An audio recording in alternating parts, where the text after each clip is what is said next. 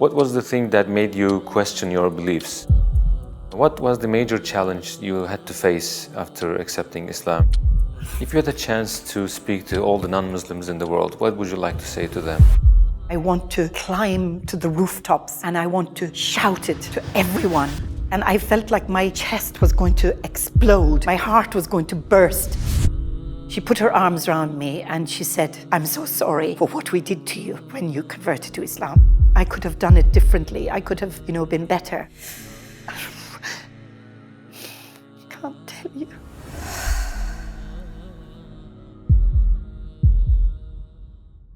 Welcome to our interview, and thanks for accepting our invitation. And who is Batool Al Toma, and can you tell us briefly about your life? I'm honored and privileged to accept your invitation. Batool Al Toma was born Mary Teresa Geraghty in the heart of rural Ireland to a farming family. I'm one of 10 children, 6 girls and 4 boys, and I was born into a practicing Catholic Christian family. I was very religiously aware young person, as were all my family, because my parents were quite Christian-oriented, Catholic actually.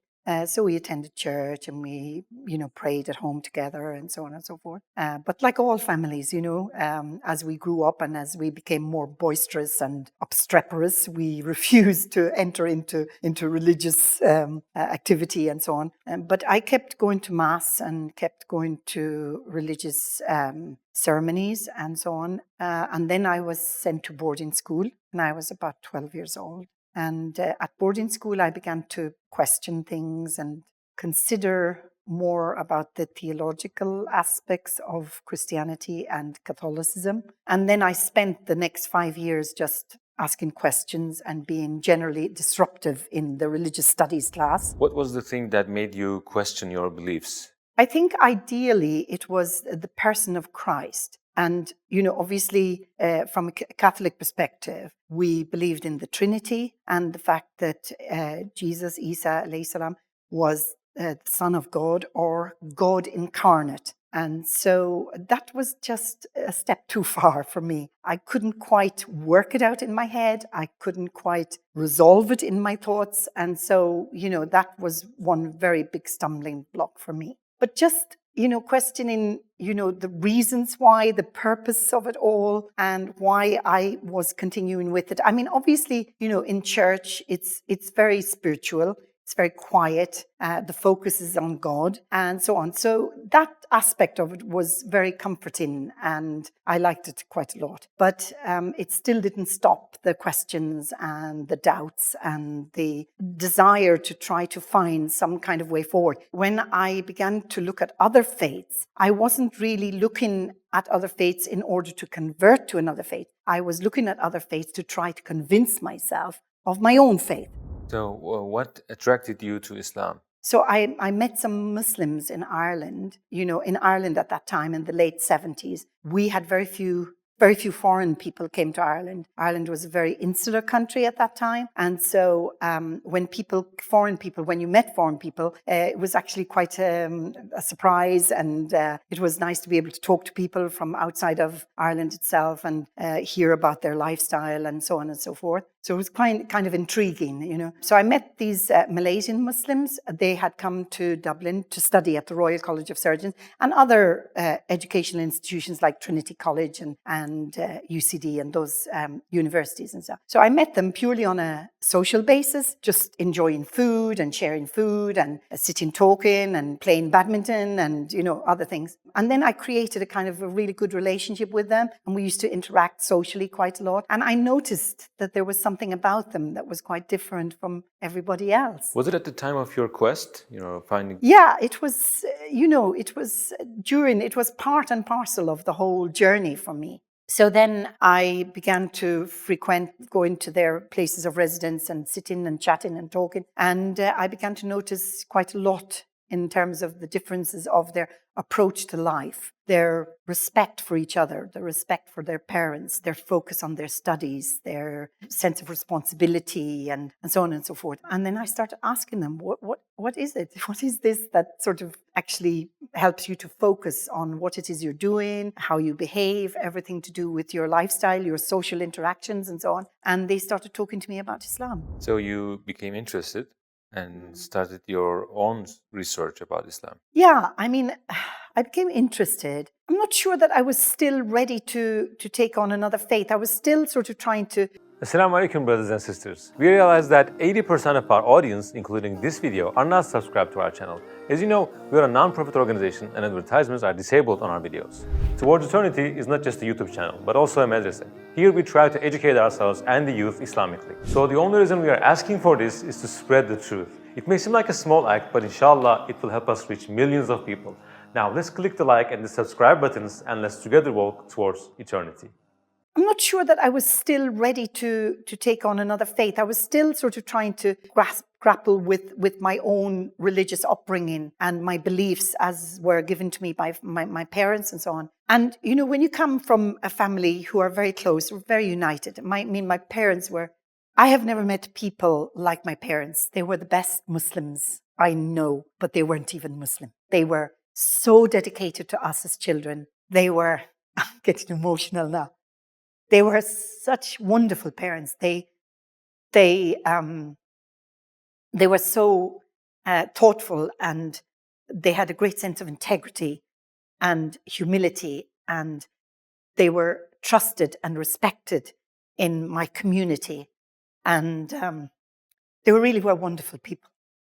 Yeah, both my parents, my mum and dad. And so what they gave me was, I was halfway to Islam already, or 3/4 way to Islam already, from the upbringing I had with them, the way I was socialized, the way I was, the moral and ethical framework that they built around our lives and around the family, and which came directly from them and from their faith and their conviction about their faith and so on. And I still had a great sense of loyalty to my parents and to my religion, my faith and my upbringing. So I wasn't ready to sort of junk it for something else. So I had to be so careful because I didn't want to hurt them. But actually, in the end, I did end up hurting them deeply. And that is something that I have to live with all my life. Even now, I live with the hurt that I caused them, even though they're both dead now.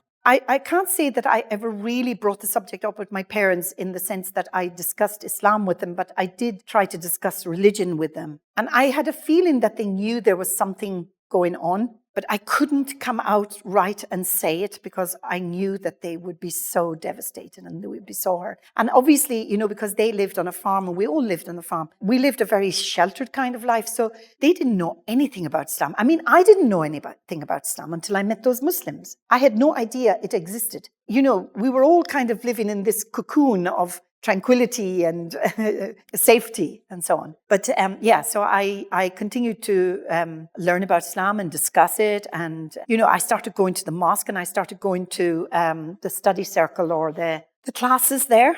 I hadn't made my Shahada. You know, there were other people from other religious backgrounds who came to the mosque to talk about religion. And I was talking about Islam all the time. So somebody said to me, but are you a Muslim? And I said, no. And they said, yeah, but you're talking like a Muslim. You're walking like a Muslim. You know, as they say, if it quacks like a duck, it is a duck. So I began to realize that actually I was more of a Muslim than I was a Catholic. Then that was the beginning of my journey. What was about Islam that resonated with your heart the most? The fact that the person of Christ was regarded as a prophet, Isa alayhi salam, that was the biggest step for me because now I could understand him, I could learn about him, I could appreciate his mission, his journey, and I didn't have to, you know, constantly argue with myself and cause this trauma within about trying to come to that understanding. So that was the main thing. And then, of course, that God, Allah subhanahu wa ta'ala,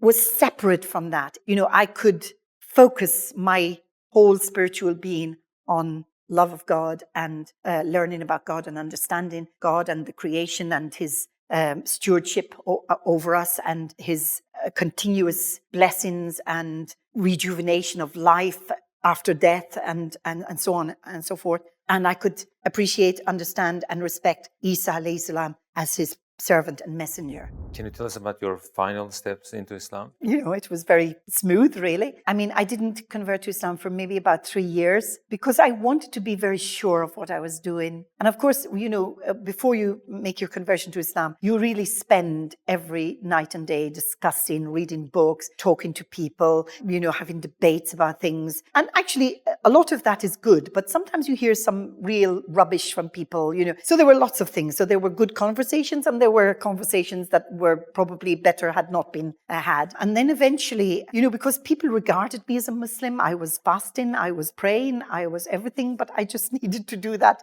last step, And so I decided I'd just have a little party and I would make my Shahada. And I did one Friday night we didn't have any mosques in Dublin at the time. So we had nothing. We didn't even have halal meat. This Muslim community that was there was just a transient community, just coming, studying, moving away, and so on. So there was no stationary communities in Ireland at the time. So I made my Shahada, and I remember coming out of of course, as I said, it wasn't a mosque, but I remember coming out of the building where we used to meet the night that I made my Shahada. And I remember thinking to myself, I want to climb to the rooftops and I want to shout it to everyone. And I felt like my chest was going to explode. My heart was going to burst. Now, obviously, I didn't know everything about Islam at the time. I was just starting out on a journey. But I knew enough to know that this is where I wanted to be. And I just wanted to, enjoy it from there on in.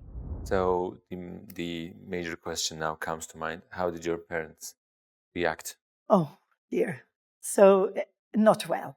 I think it's one of disappointment. It's one of, generally speaking, I mean, there are parents who react differently. And I've worked with converts to Islam long enough to know that my story is not the only story that's out there. I mean, with every convert to Islam, there is a story, a different story. I understood their reaction. There was that sense of loss, almost a sense of bereavement, that the child is lost. A child is dead almost. So, yeah. So, they were absolutely scared. And of course, why shouldn't they be scared? They were my parents. That's their prerogative, to be worried, to be scared, to think about their children, to guide them, to hope that they'll do the very best in life and so on. And they have hopes and dreams for you as well. So when you start announcing that you're a convert to Islam, of all things, a religion they have no knowledge of, and you're going off in this trajectory here, so they are scared. They knew that I had gone off on some journey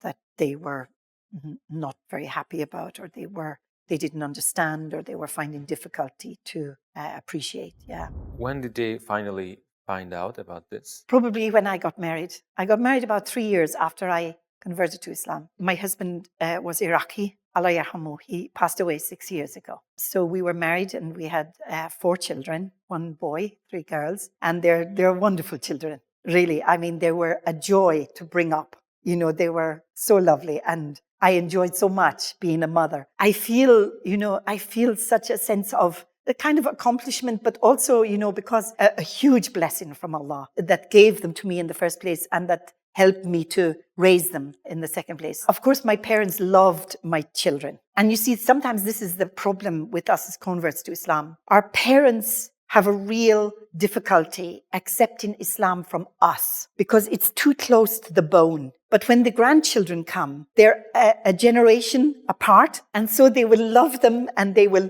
give them all halal food and they will ask them what they want to eat. And even if my children say, oh, I can't eat that, Granny, because it's not halal. My mother would never say to them, don't be naughty or don't be rude, Granny. They would say, oh, okay, darling, what is it you want? Whereas if I said the same thing, my mother would probably say to me, you always eat it? What's the problem with it now? So there's that, you have to give them that opportunity, that leeway, And then, of course, I came to England to live in the UK when I got married. And then my father passed away 2 years after I came to the UK. So I didn't manage to reconcile with my father in as much as I would have liked to. And in the sense that he was a man that I respected hugely. for his integrity and his honesty, his truthfulness, his stature, of a man in the community, and how he upheld his values, his ethics, his morals.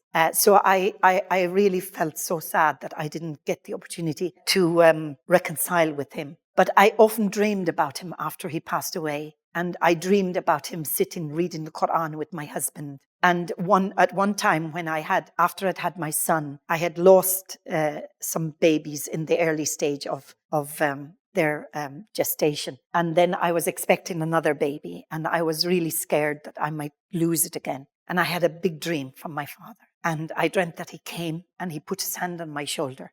And he said, "Don't worry, it's going to be okay this time." And I told my mother, because my mother wanted me to travel to Ireland to see her. And I had told her that I was expecting a baby. And she said, "No, please don't come, because I don't want to be responsible for you losing this child as well." And I said to her, "It's okay, Mum, I'm coming." And she said, "No, please, I don't want to. It scares me that you might lose the baby." And I said, "No, I know that everything's going to be okay this time," because I'd had the dream. And I said to her, "I'll talk to you about it when I come home." And so I went home, and my daughter Alia was born later. So then my mother and I reconciled, and we had a very good relationship. And before she passed away, because we knew she was going to die, she had cancer. And before she passed away, I wrote a very long letter to her for her birthday on the same year that she passed away. And I told her that, I didn't feel that there was any gift I could give her that would respect her to the extent that I wanted to respect her. But that I wanted to write her this letter, and I wanted to seek her forgiveness for what I had done and how it had hurt her and my dad. And I sent the letter to her, and I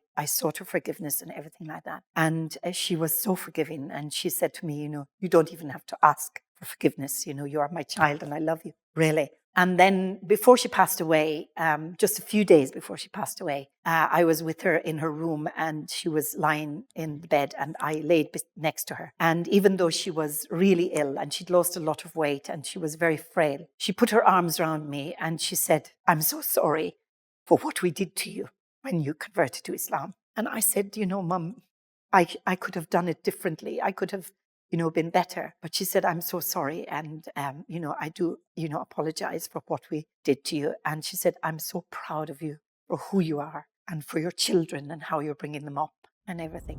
Was there an extraordinary event that you experienced that you felt really close to Allah? You felt your special connection to Allah? Yes. Was it a particular event? And when was it? It was the first time I went on Hajj or on Umrah.